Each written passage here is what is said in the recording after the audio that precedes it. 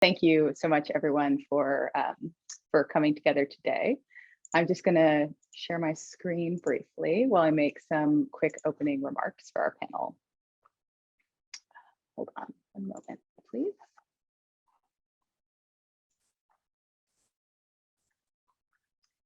Great. So it's my pleasure to welcome everyone here today on the Berkeley Symposium on Scholar-Activism and the Myanmar Resistance. I'm Hilary Faxon, and I want to thank the Human Rights Center, the Institute for South Asian Studies, and the Institute for East Asian Studies here at Berkeley for co-sponsoring this event.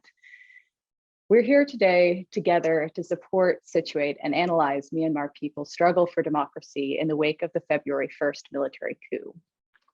I'm sharing some photos taken by Kin Sandar Nyut from the streets of Yangon, Myanmar.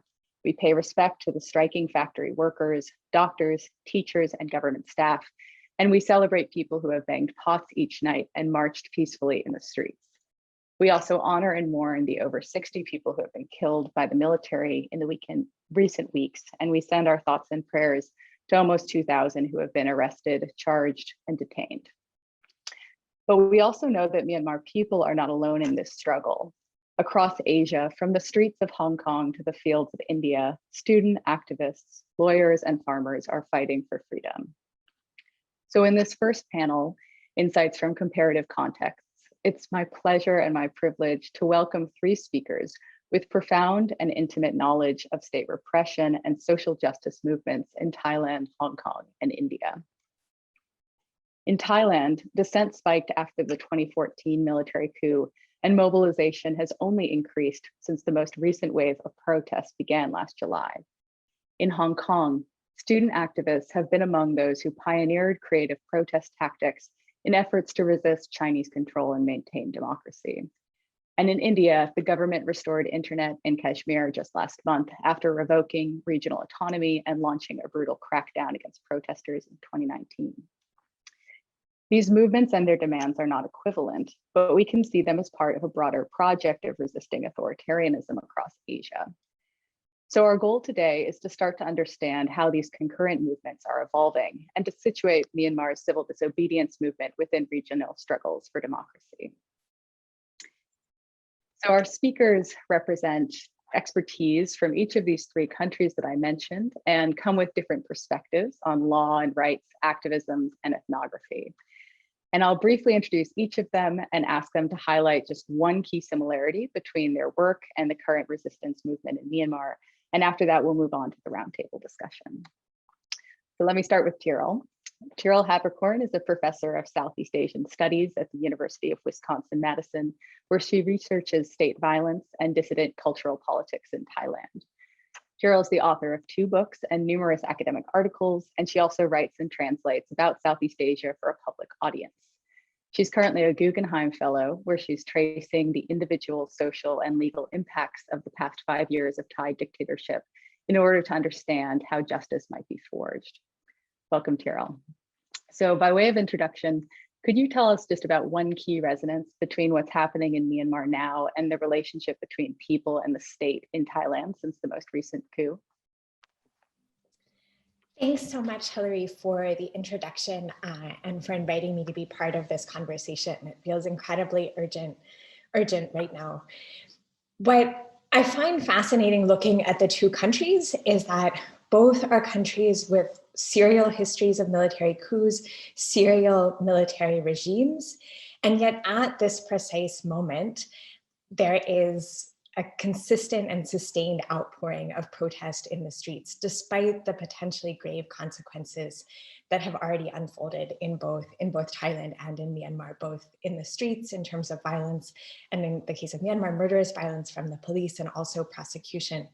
What I'm moved by and have no way to explain, and I think it's probably actually not an academic question, but a more human one, is why there's such a profound uprising now. And I think my sense is that the reason, and what makes to me the comparison between the two countries so compelling, is that in both places, it seems that people are willing to take risks and courageously be in the streets precisely because they're dreaming of a different future. And at various other points it perhaps wasn't as strong or wasn't as formed in its current articulation, but now it's strong enough in both places to keep people pushing forward despite the grave consequences. So I say that both to note it and to honor it, and also to say, as a human, a scholar, and activist, I'm utterly compelled. Thank you so much, Cheryl. And now I'd like to introduce Joey Sui, who's a Hong Kongese American student activist. She's participated in Hong Kong's pro-democracy movement, both by organizing local grassroots campaigns and through international advocacy. She also focuses on human rights in not only in Hong Kong, but also East Turkestan, Tibet, and other parts of China. She's written and spoken on US-China relations and Hong Kong politics in the US Congress, the UK Parliament, and the United Nations. And she's currently an associate at Hong Kong Watch and an advisor to the Inter-Parliamentary Alliance on China. So thanks for joining us today, Joey.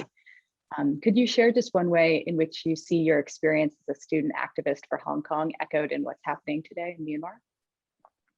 Thank you so much, Hilary, and everyone for having me here. And this is a really crucial time for both Hong Kong, Myanmar, and also a lot of places in the world where we are all trying to take onto the streets to defend our shared values that we have been cherishing for so long.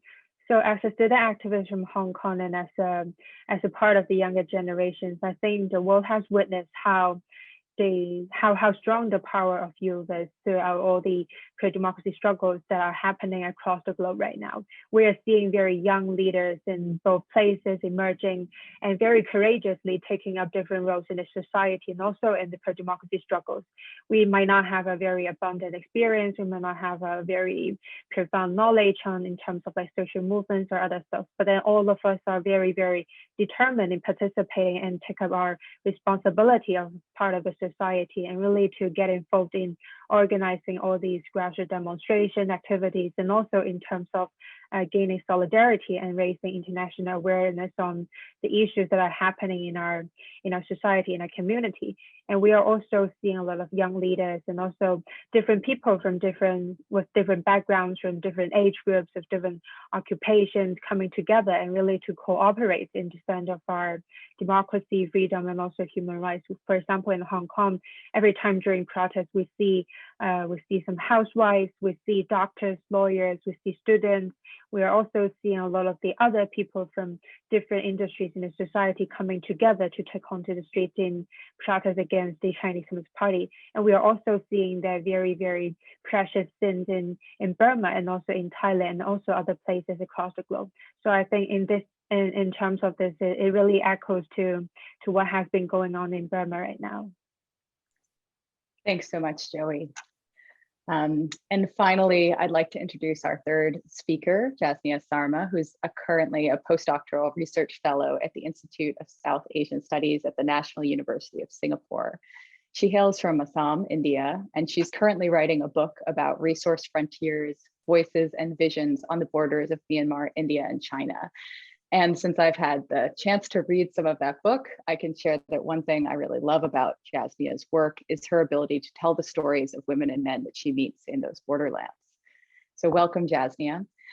So much of what we're hearing about Myanmar's resistance is coming from Myanmar Central, from Naypyidaw, from Yangon, and from Mandalay. Could you share one way in which your long-term ethnographic work across the borders helps us to understand the politics of resistance or acquiescence to the coup today? Yeah, thank you very much, Hilary, for the introduction. And it's really encouraging to hear Tyrell and Joey talk about the courage and the resistance across Hong Kong and Thailand. Now, when we talk about ethnography, I think ethnography is about, feeling the people, the voices, the visions, the real texture of how people behave in certain conditions. So you see, what has happened, one key element is perhaps that in the borderlands, the people have been resisting about, and perhaps even, predicting the coup almost 5 years beforehand. And I'll tell you why, because perhaps, this was in 2016, and I was in the China border in the town of Wanting, which is on, between Kachin and Shan State.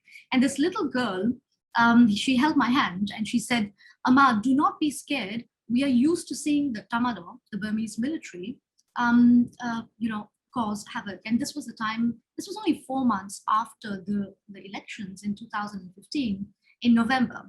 So you see what was happening is that a sort of Northern Alliance fraction had formed, and they were resisting because democracy was the fallacy of democracy was already perceived and resisted from the borderlands before anybody else did.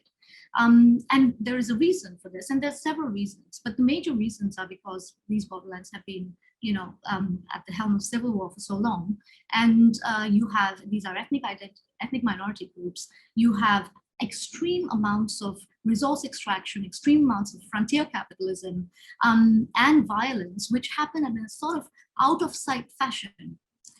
And so these resistances in various languages in the borders of Myanmar, because the borders of Myanmar speak a syncretic language, not just Burmese, so you have Chinese, you have Shan dialects, you have Kachin dialects, Nepali, Hindi, and Rakhine dialects in particular areas that I've worked in, at least, where people have come around unified, despite differences, to talk about how this fallacy of democracy has to be identified. Because this particular fallacy of democracy is being very, it has been kind of accepted by the West, by Asian investors, by business links, to look at Burma as this frontier economy.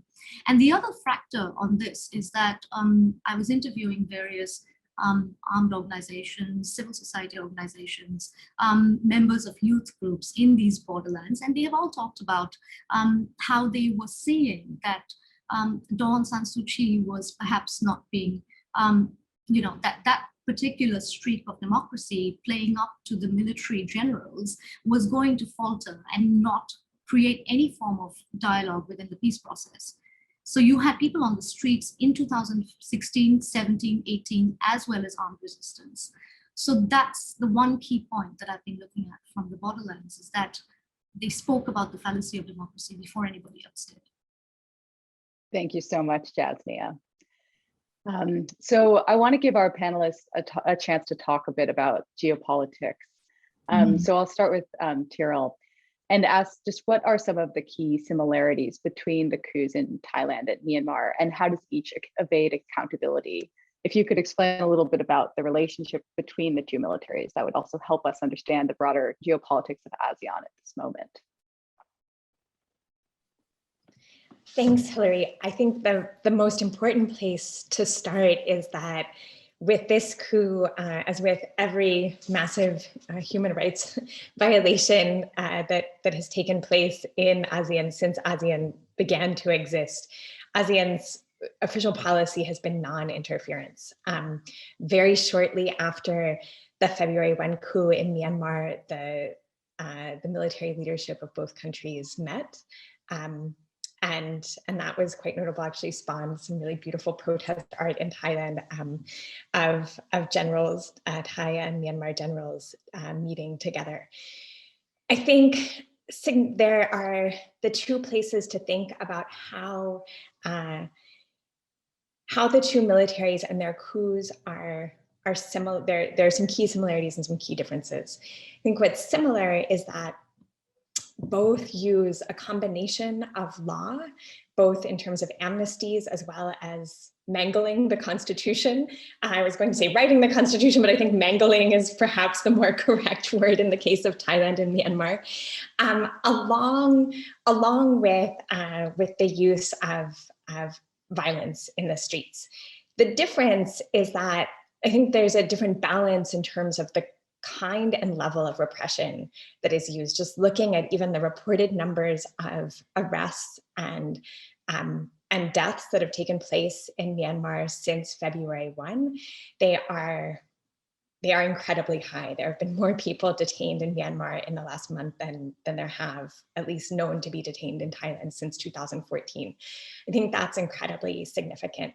I think that's representative and reflects the way in which the two countries use violence to secure control. Thailand, since the Cold War, has been able to use, in comparison to other countries in the region, a relatively small number of prosecutions and a relatively small amount of explicit violence against the people to create profound fear.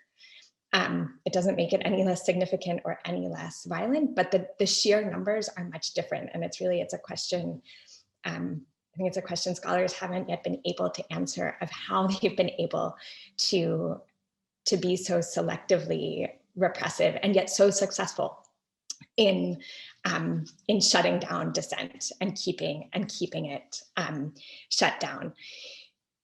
I think the other key difference to note, and this, at least in the present moment, I think is why you see such a difference in terms of the kinds of repression being used in Thailand today and Myanmar today. In Thailand right now, the regime, which is it's a semi-parliamentary, semi-military regime born out of a mangled constitution, where the primary tool being used by the authorities to shut down repression is extensive prosecution. I think the real difference is in terms of how the two countries position themselves geopolitically and vis-a-vis, for example, international human rights standards. Whereas I think the Myanmar military has made itself very clear in the past month that they are fairly unconcerned. Whereas the Thai regime, even under the last coup, never stopped trying to present itself internationally as a regime that respected human rights and that wanted to maintain its legitimacy. They made very quick changes within a year after the coup to get out from under any of the minor sanctions that they were given. It seems like in Myanmar that may be less likely to happen. Thank you, Tyrell. So I'd like to ask Jasnea next. We hear a lot less about the Indian stance on the coup, so maybe you could explain to us what that is and how it relates to the longer histories between India and Myanmar. Yeah, so thank you for the question, Hilary. And well, there are many ways to see this, because India and Myanmar have absolutely complicated, rich, and long-standing histories. Particularly because if you ask an average Indian today, they would probably not be aware, and it wouldn't be their fault, that in fact Burma was part of British Raj until 1937, and an extension of India, and in fact an extension of Calcutta in terms of how Rangoon was created as well. So I mean, there are these extreme histories and very, very important links and convergences, from the ancient times. And I'm talking about the history first because, you can see and perceive this in the sort of architecture of Pagan, the Indic civilizational experience, And then you have this massively disruptive history of the colonial period. Because if it, the reason why Burma was sort of colonized in the first place is because Assam was colonized by the East India Company, and Assam was colonized, and then Burma was colonized, the East India Company and the British kind of sails up the Irrawaddy and hands on the Burmese accession. So, and that also created this mass exiles of Indians because, even though there were lots of commonalities with the independence movement, Mahatma Gandhi was in Myanmar. He talked about how he was charmed by the energy of the Burmese women and how he was not so charmed by the indolence of the Burmese men, and these are sort of, you have Rabindranath Tagore, who traveled 3 times. Bengali literati like Sharat Chandra Chattopadhyay was writing from Rangoon. So, and yet there is almost this kind of amnesia that Burma is actually right next door. And in fact, we share a 1,500-kilometer border, and there are various reasons for that. See, initially at least, India perceived Burma as a sort of like, we are going to have a small brother democratic country coming up behind us, right next to us. Except that dream never really came through after 1962, even earlier to some extent. So the current, and I'll come back to the history later, the current sort of position on the coup is that South Asia and India finds itself in a very awkward position. First of all, because it wants to kind of sweet talk democracy, because that is what, India is the largest democracy. It is expected out of India to, support any kind of democratic regimes. And in fact, that was the policy until the early 90s as well. But that did not really do anything for India in terms of, because India has been thinking in terms of national interest. So right now, India came up with this sort of very generic statement that we are very concerned, we want to uphold democratic ideals and that sort of thing, but that's just words. In terms of actions, however, it shows something quite different. And I'll tell you how, and there are many ways how, but for example, everybody's talking about China, Russia, Israel being the largest sort of weapons dealer for the Burmese military.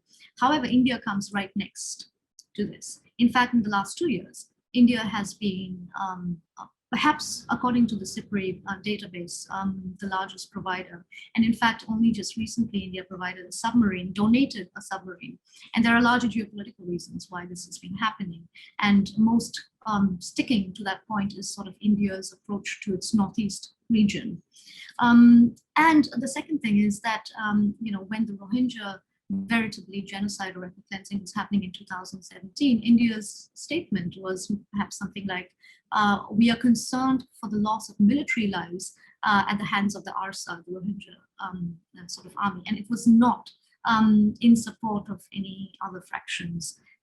So you see that given the sort of majoritarian nationalism that India has come through in the last couple of years, it's not quite surprising that India would speak differently and sweet talk democracy, while on the other hand, in terms of deeds, this would be. And India also, for example, because it had this sort of amnesia towards Southeast Asia, has suddenly woken up and seen that this is a massive, massive market in terms of port development, in terms of extractive industries, in terms of finances, IT, which is what India really does, as opposed to manufacturing or that China does, and the kind of BRI infrastructure insertion into Burma, SEZ development, and so on.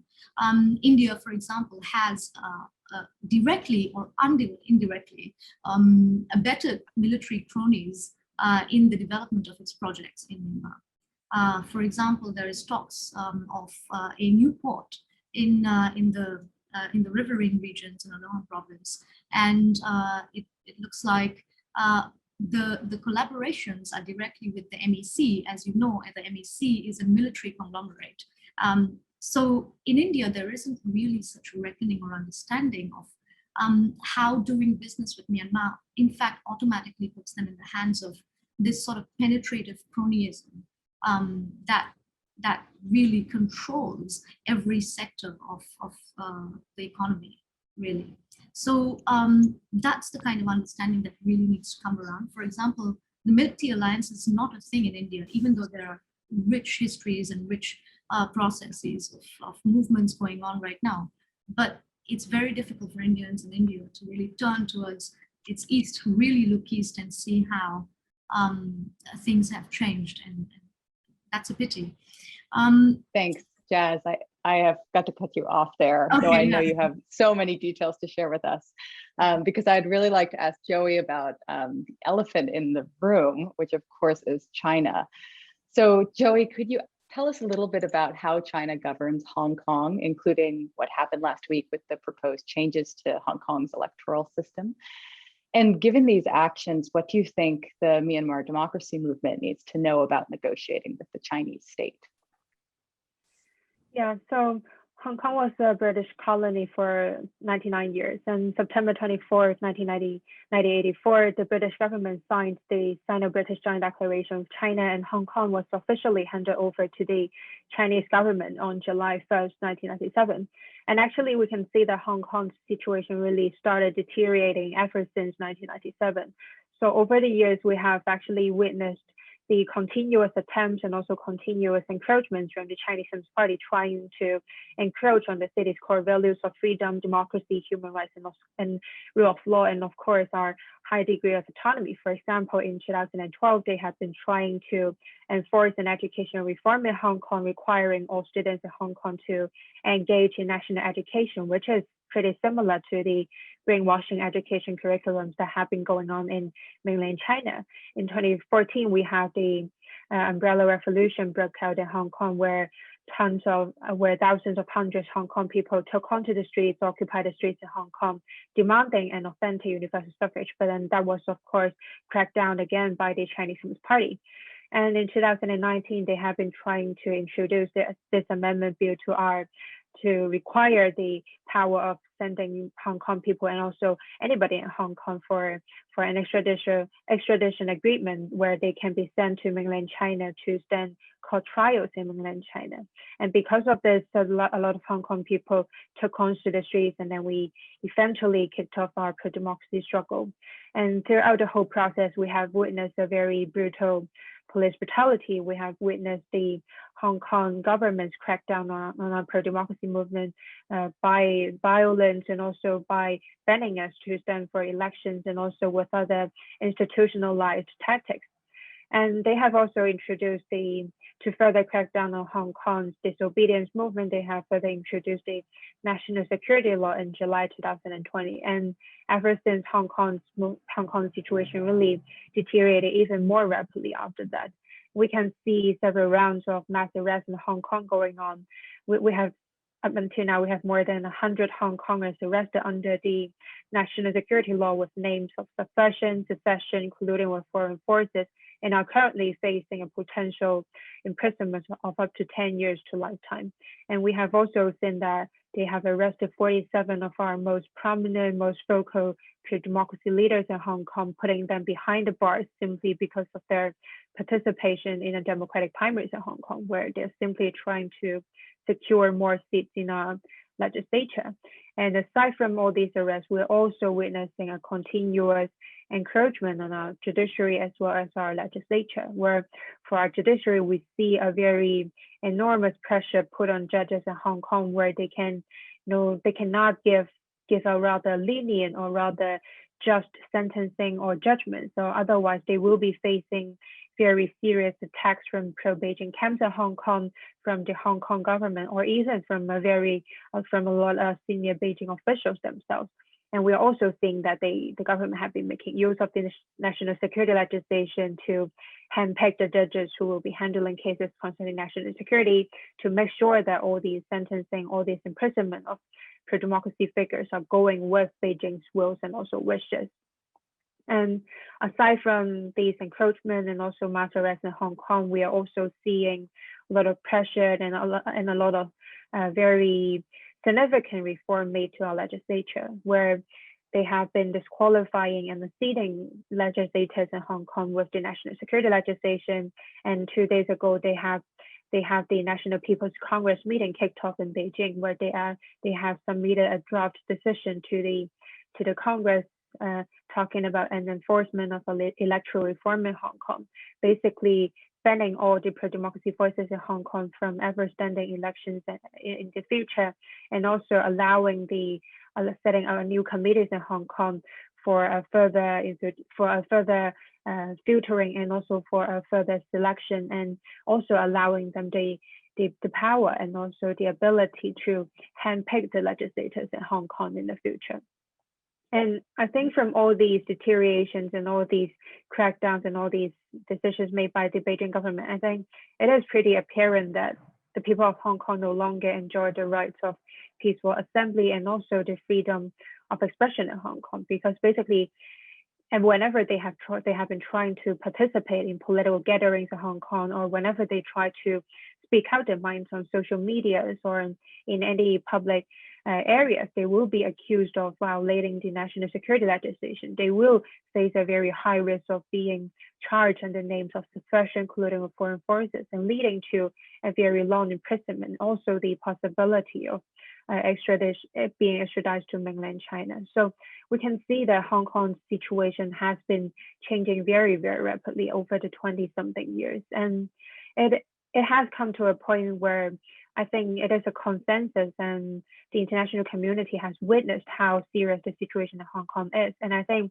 it is a consensus among a lot of us that one country, two systems has been violated by the Chinese Communist Party, and the promise that Beijing has made in the Sino-British Joint Declaration has not been fulfilled, and that they have been violating these international treaties and encroaching on all these core values of Hong Kong.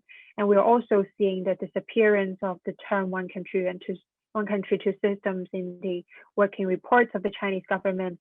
We're also seeing the change of description from Hong Kong people ruling Hong Kong to patriots ruling Hong Kong, which is actually signifying the fact that a high degree of autonomy no longer exists in Hong Kong, where we cannot expect Hong Kong people, the pro-democracy voices, can participate in the governance of Hong Kong in the future.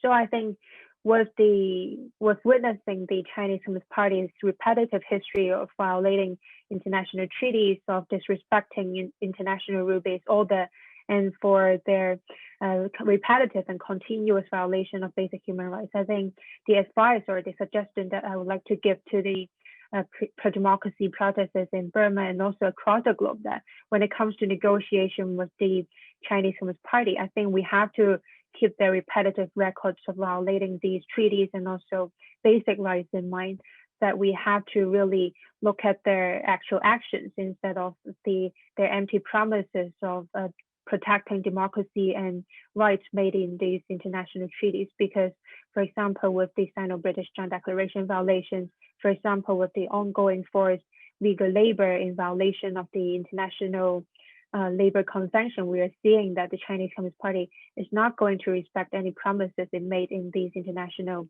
agreements. So I think when we are trying to strategize our plans and also to plan our next steps in terms of our pro-democracy movement, we really have to look at China. We really have to look at Beijing's concrete actions instead of listening to its empty promises. And I think that would be the advice from me. Thank you, Joey. And thanks for sharing the situation in Hong Kong at this moment. So from neglect to economic collusion to mass arrests and brutal crackdowns, we have a sense of the type of state repression that protesters are facing across Asia. I'd like to turn now to the question of social movements and how these movements are resisting this repression and mobilizing different tactics. So I'll start a bit with Jasnea and give her the quite impossible task of briefly talking about the farmers' protests and contemporary social movements that are happening in India. And maybe you could just highlight a few of the key similarities and differences between social movements in India and both the ongoing and also acute political struggles we see in Myanmar.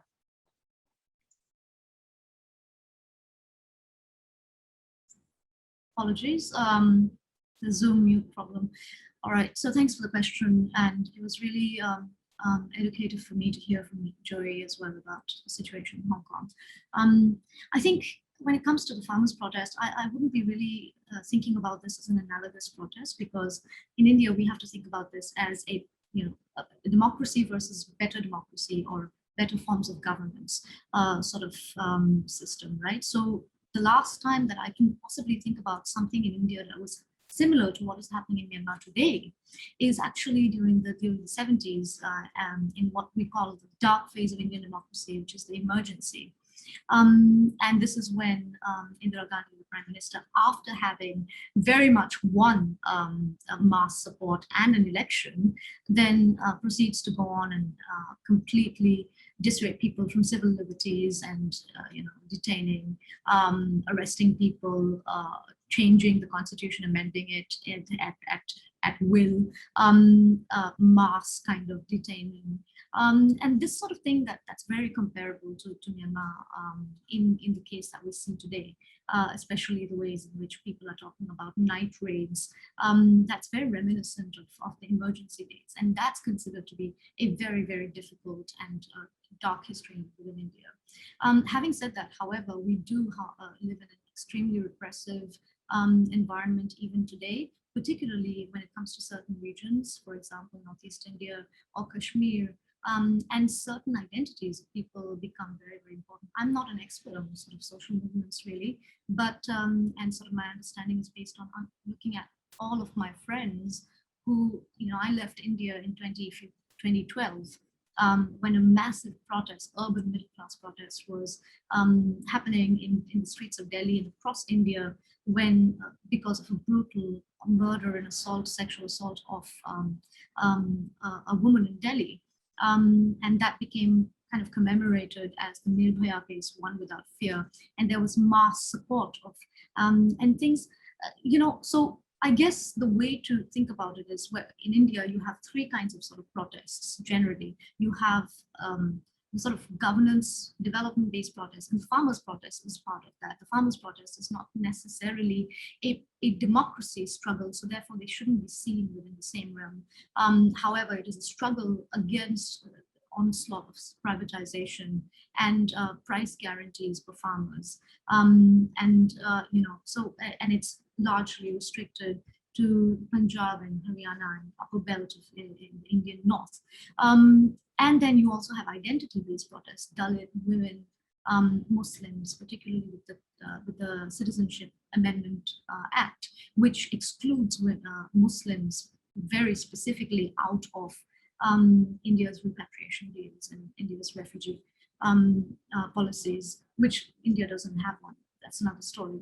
And then you also have sort of like structural protest against the state writ large. So the protests in Manipur, in Assam, in Northeast India, largely against the state in terms of self-determination and separatism, as well as in Kashmir, which has been a massively historically contingent kind of protest and very, very brutal.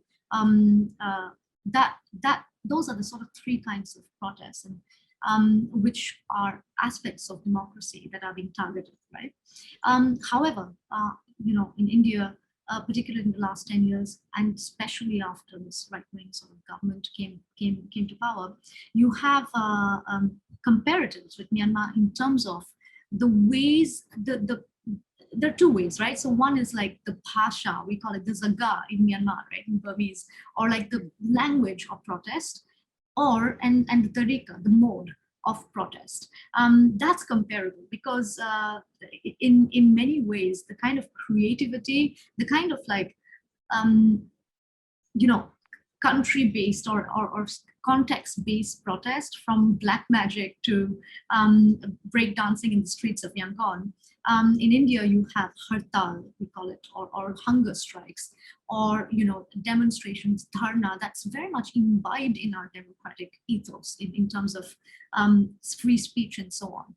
And so that is sort of comparable. And I would urge people looking at these protests from the West and other places to not sort of kind of orientalize these modes of protest, because this is much more real. These forms of protest are more real to the cultural ethos of these countries. And secondly, the legal instruments of state repression are also comparable. For example, the sedition case has been used, and a newly revived UAPA, which is the Unlawful Association. Anybody who has worked in Myanmar will know Section 17 and 17A and 17B, which is Unlawful Association, which has been furthered on CSOs and political right activists. There have been millions, hundreds of political prisoners created just out of the Unlawful Association Act. Similarly, in India right now, there's one big criticism on the UAPA Act, which lets the state identify particular individuals, not groups, as terrorist units, and there have been arrests on that end as well. So state repression in India, from my sort of limited understanding, is often based on identities. For example, Dalit or Muslim leaders are more liable to be incarcerated quickly. And now you also have a slightly more insecure regime, or perhaps very, very secure, to be able to really so quickly and expediently go about arresting people. And the most recent case has been of climate activists who were in solidarity with the farmers' protest of a particular very, very mundane toolkit, of Greta Thunberg. So in that sense, that's the kind of, I guess, in Myanmar, this is really about democracy 101, basic right to even protest. In India, we have gone further. However, it seems to me that instead of Burma aspiring towards being like India, India's going more towards the junta style. So that's, that's very flashing. Yeah, I think Thanks, I'll keep Jasnea. Well, I think it gives us food for thought. And in our next panel, we're hearing a little bit about the mosaic of the Myanmar resistance movement. So getting a sense of that breadth of types of movements in India is helpful for teeing up that thinking as well. I'd like to turn to Joey and ask how the Hong Kong movement has grown up, and if you can explain to our audience, what is the Milk Tea Alliance? Yeah, so Hong Kong's movement actually kicked off as a one-time protest with the aim of protesting against the extradition amendment bill in Hong Kong, which is to prevent Hong Kong, which is to allow the Hong Kong government to basically send everybody in Hong Kong to mainland China for its court trial. So we planned a protest on June 9th, 2019. And I think nobody in Hong Kong really expected the movement to be lasting for 2 years and then ongoing up until today. But then with the continuous police brutality, with the continuous suppression from the government, with different policies and with different tactics, I think a lot of people in Hong Kong have came to realize that it is actually a very long battle, or actually a lifetime battle, with the Chinese Communist Party to protect the city from being further encroached from our core values, from being taken away by the Chinese Communist Party. So that I think that is also one of the reasons why we can still see a lot of people who are still inside of Hong Kong or outside of Hong Kong trying to explore different creative ways, and also trying to sustain the movement in a lot of other possibilities. And this is also related to the establishment of what we call a Milk Tea Alliance, because during 2020, with all the limitations and also restrictions on protesting and also demonstrations in Hong Kong, when people are no longer allowed to really participate in protests and also assemblies because of the national security law, because of the other public health reasons related to COVID-19 outbreak in Hong Kong, we have been trying to continue and to keep the issue of Hong Kong visible in the international community by continuously spreading our words online, by continuously projecting the voices of the people in Hong Kong on Twitter, Facebook, and also other social media platforms. But at the same time, we can see that a lot of Chinese trolls, which we see as a part of China's very gigantic propaganda machine, trying to troll over these messages from the people of Hong Kong. And this is not only happening to the people of Hong Kong, but then this also happens to the protesters in Thailand and Burma, and also perhaps in Belarus and also other places. It happens to a lot of protesters across the globe who have been trying to defend really the core values of freedom and democracy.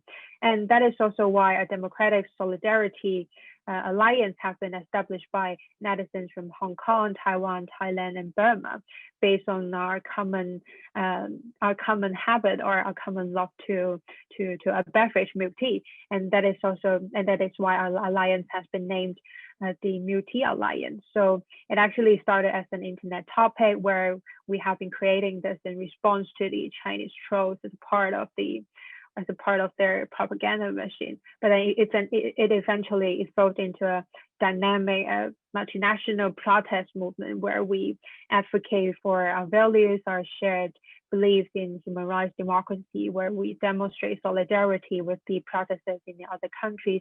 And we always try to keep the situation and also the voices of protesters in other countries visible by spreading their hashtags, by posting pictures of their protests, by also just spreading a word online.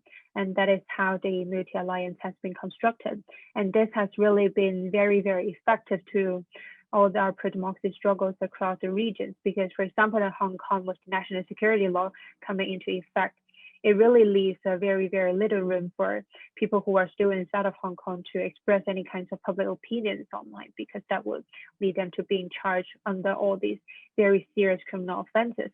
And at this time, we really see the assistance from our friends in Burma, from Thailand, very, very helpful, because with their help, we are able to keep the issue of Hong Kong, to keep the situation of Hong Kong. For example, the arrest of the 47 pro-democracy figures, for example, the electoral reform that was introduced by the National People's Congress in Beijing visible. And that has really helped us to construct a kind of solidarity, and also enforce a deeper understanding of each other, of our understanding to each other's protest histories and also their situations. Thanks, Joey. And I can just attest to some of the support I've seen from the Hong Kong movement to the Burmese movement. A few weeks ago, passed over or was passed through a document that was made by Hong Kong protesters, and they had translated it into Burmese to give tips about peaceful protest tactics and safety. So I really see and pay respect to that synergy that's happening between activists in both movements. So Tyrell, I'd love to turn to you and ask a little bit about what the Milk Tea Alliance is looking like in Thailand and how it might be playing out in Myanmar. And if you have time, which I doubt, if you could tell us a bit about also how that relates to the longer history of struggle in Thailand. Thanks so much. I'll start from the streets and then talk about a kind of a regional solidarity, a new kind of regional solidarity that seems to be emerging. You know, similar to the sharing of tactics for staying safe in the streets from Hong Kong that have traveled to Burma, a similar process happened in Thailand in July, August, September, October, where flyers were being made and circulated online about what you should wear to protect yourself against water cannons, what you should wear and carry with you to protect against tear gas. And so I think very early on, there was this really concrete sharing of techniques. Even more exciting and very moving since February, which the coup in Myanmar coincided with the restarting of the democracy protests in Thailand. They went on hold at the end of 2020. Initially, protesters called for there to be sort of an end of year break because there had been constant protests. Then Thailand had a rise in COVID cases, so protesting became more difficult. They restart at the same time as the coup. And I was in Thailand at the time and so was able to go to protest during the first half of February and noticed that at the protests, there was a visible opposition to the military coup in Myanmar in the form of students and migrant workers and other residents of Thailand originally from Myanmar holding up signs as part of these protests, as well as sort of on the main stage of the protests, the Thai activists also condemning the coup in Myanmar. Then in later protests, particularly where there have been walks from one point to another, both in Bangkok and at least in Chiang Mai, those are the two where I've seen this happen. There are protesters who are carrying the flags of the various student organizations, youth organizations, but also the Myanmar flag and the NLD flag, and to share it sort of a very concrete sort of story of solidarity. On February 28th, very unexpectedly, there was a sharp police crackdown on a peaceful march in Bangkok. And a friend, I had already left Thailand at that point, but a friend was there and had actually early on in the protest bought a small Myanmar flag that she was carrying during the protest. When the police came, she used the flag. They were on a really busy highway that had 4 to 5 lanes of traffic in each direction.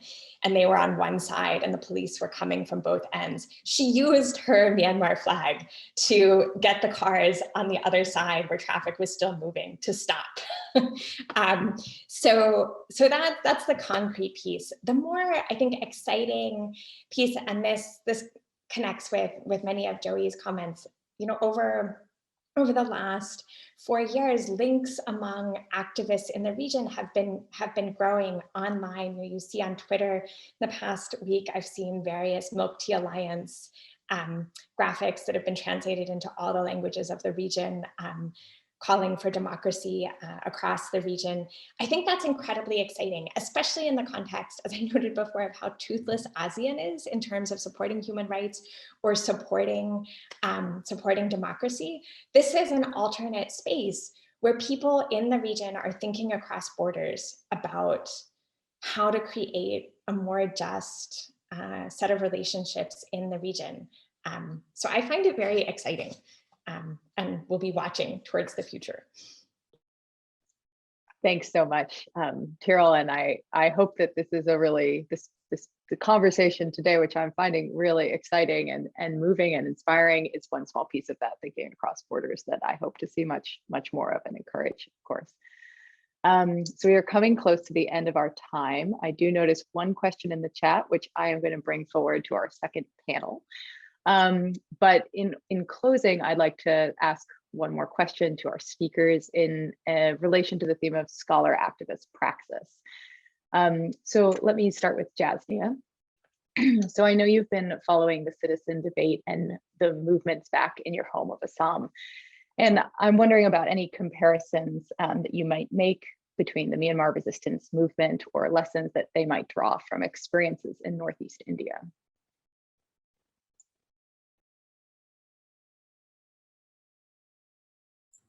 Sorry about that. I'll combine the question with sort of a response to what I've been hearing from Tyrell and Joey as well. So you see in Northeast India, there's a huge citizenship determination process that's been going on, which has left 1.9 million people out of the citizenship register. And consequently, around the same time, the Indian government had the CAB, the Citizenship Amendment Bill, which excludes, talked about excluding Muslims from the citizenship register. And that has now since then become an act. And just before the COVID, I was coming back from India and I was basically in the middle of, just coming to the airport to get back to Singapore, never thinking that I was not going to be able to go back. But in the preceding months, basically, things just went completely berserk, and there was massive amounts of protest and a couple of killings as well. And but compared to other places, police brutality in other parts of India, this was much less mitigated. However, this percolated to the rest of India and to Delhi, massive riots. A lot of people were killed in Delhi, particularly Muslims, but also Hindus, and there was extreme amounts of police crackdown. And there's two key things to kind of compare with Myanmar, because see, in Northeast India, people are protesting against the Citizenship Amendment Bill and the Act now, not because there has been a streak of anti-foreigner sentiments throughout the creation of the liberation, the Bangladeshi liberation, and proceeding before in history as well, because of the very, very artificial ways in which the British left and created this sort of artificial terrain of what is supposed to be fluid borders with extreme amounts of connections and convergences, then became part of securitized regimes and borders that restricted those movements. And the British had also, at the same time, created plantation economies. The tea, actually, Assam tea is very famous, and it's a frontier crop. And massive amounts of biodiversity was destroyed, and a lot of cheap labor from Bengal and other parts of the world were brought in so that they could, be laborers. And since then, this debate about who belongs in Assam and who doesn't belong in Assam has been a constant question, which is directly comparable to the Rohingya statelessness right now.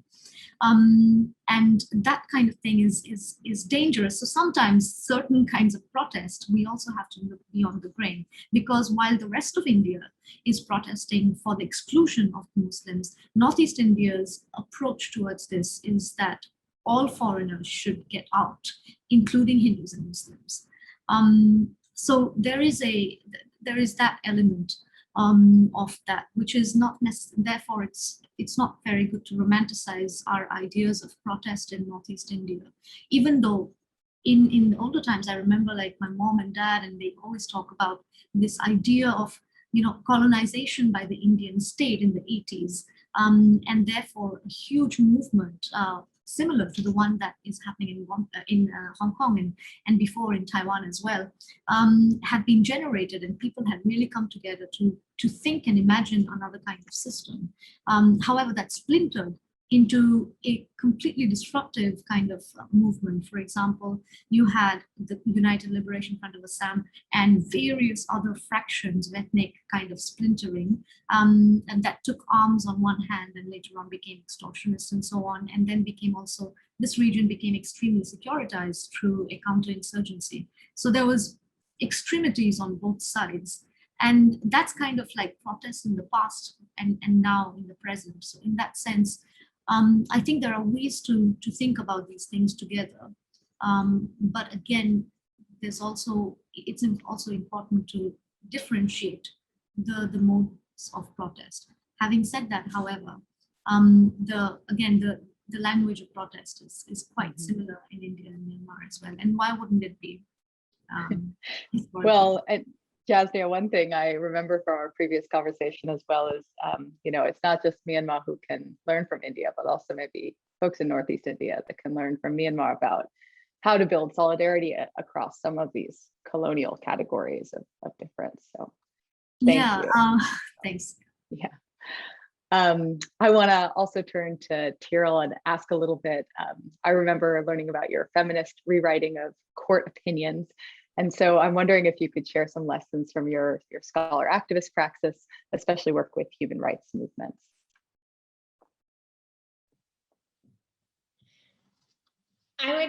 I just want to make sort of one or two key points. I sometimes think there's a hyphen between scholar and activist, and then sometimes I think they're just two completely different lives that I'm trying to live in the same 24 hours.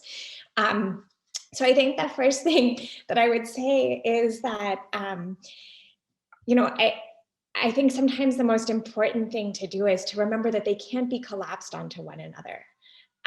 In that very often, the things that one has to do to, for example, to complete a PhD, to get an academic job, to keep that academic job, are not at all related to the things that one wants to do as an activist. And I sometimes in conversations with colleagues and with students, I hear people who want them to be the same thing and want their work as an activist to somehow be part of supporting their academic career. I don't actually think that's possible.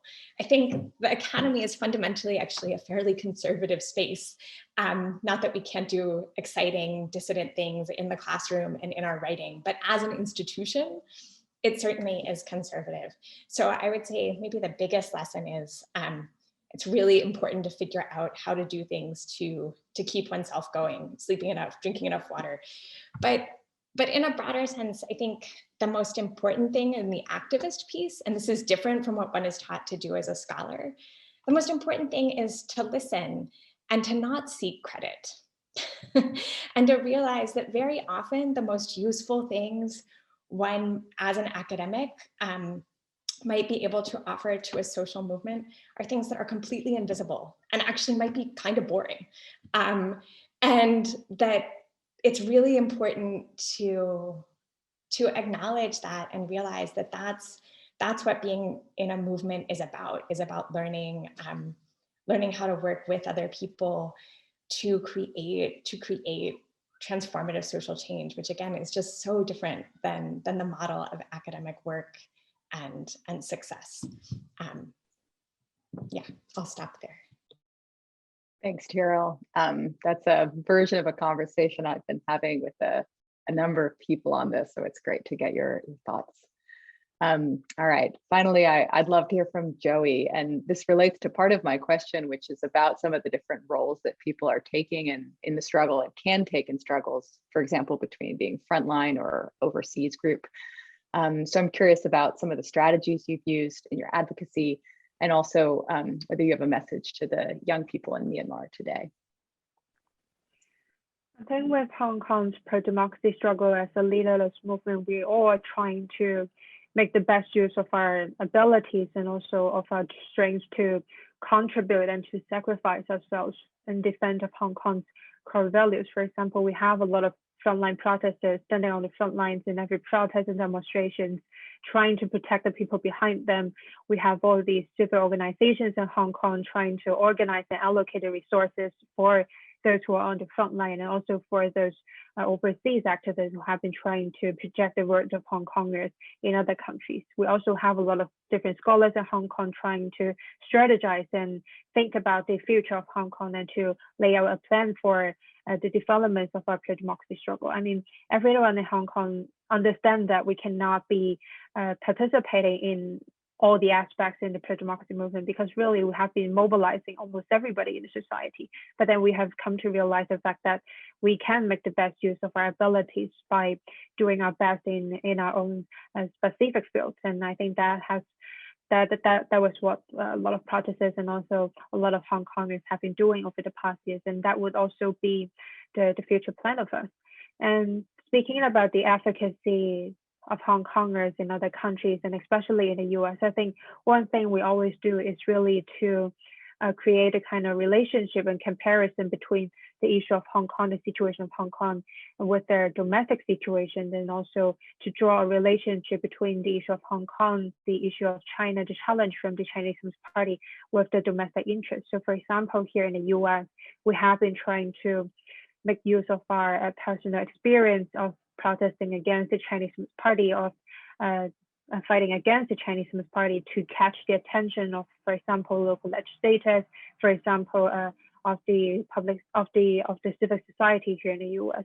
And then we will try to provide a rather neutral and also objective suggestion on what the U.S. should be doing for the people of Hong Kong, and also should be doing in defense of our shared values. And I think it is really important that we always draw a relationship between issues going on in our own cities and also across the other regions with the domestic issues, because ultimately that can be the most effective way for us to advocate for policy change in a country. And I also think we have been putting a lot of emphasis on our shared values as believers in democracy and freedom. And we have also been emphasizing on the United States and also the other countries' responsibility to really hold China accountable for signing the Sino-British Joint Declaration, which was actually an international treaty and registered at the UN, and also the responsibility as a part of the free world countries to really defend the values that we all believe in and have been cherishing for so long. And it is not only me, but then also a lot of Hong Kongers have been making use of our first-hand experiences of participating in Hong Kong's ongoing pro-democracy struggles, where we have been talking to different politicians in governments, we have been talking to different legislators, different people in the other countries, that we should not be, for example, falling into the dialogue trap with the Chinese Communist Party, because as a Hong Konger, we experienced that ourselves. In 2014, we have our student leaders engaging with the negotiation with the now Chief Executive Carrie Lam, where she gave out promises made by Beijing, which became empty words, but not followed by concrete actions. We have been trying to really make use we have been making use of our personal experiences of the 2014 Red Light Revolution, of the ongoing crackdowns in Hong Kong, and also the policy changes in Hong Kong throughout 2019 and until now. We have been trying to really make use of these unique experiences to alert the other governments that they can no longer believe in China's empty promises, but then really have to formulate our policies by looking at the Chinese Communist Party's concrete actions and what they have really been doing in their country and also across the globe. And we have also been, for example, drawing an example by giving out examples of the Chinese Communist Party's infiltration by Red Capital and also by other resources in Hong Kong's different sectors, to alert that they can no longer, for example, be advocating or to support the construction of, for example, Confucius Institutes or other propaganda machines we have been directly sponsored by the Chinese Communist Party, because all of those will lead to ever stronger infiltration into their own societies. So I think that is the strategies that we have been adopting to really catch their attention and to provide very alerting sign to the other governments with our own experience, and then to provide an objective opinion, also suggestion in terms of policy change. And for message to our friends in Burma, and also to our friends who have also been protesting in their own countries to defend freedom and democracy, that we're all in this together. And as long as we stand shoulder to shoulder, we stand in solidarity, we can, as long as we elevate each other's voices, we project each other's words, I think we will finally win this fight, and we have each other's support. So what we have to do is really to endeavor to hang in there and really to resist against any tyrannies in the globe. And I believe that we will eventually win the battle and inspire a lot of people across the globe to also participate in the fight against tyrannies and also authoritarian regimes across the world. Well, thank you so much, Joey. All three of you have really inspired me in your words and your actions and your perspectives on these issues. And I think that that is just a really strong note to end on. So in respect to our panelists' time and mindful of some of the questions in the chat, which I'll bring forward into our second panel, I'd like to just thank you so much for joining us today, and to invite our audience and of course our speakers to join us in 20 minutes to hear from scholar activists working in and from Myanmar about the democratic struggle there. And in the meantime, I urge you to check out Kin Sandern-Hyut's full virtual photo exhibition. I think Sarah will be dropping a link to that in the chat. So thank you and be well.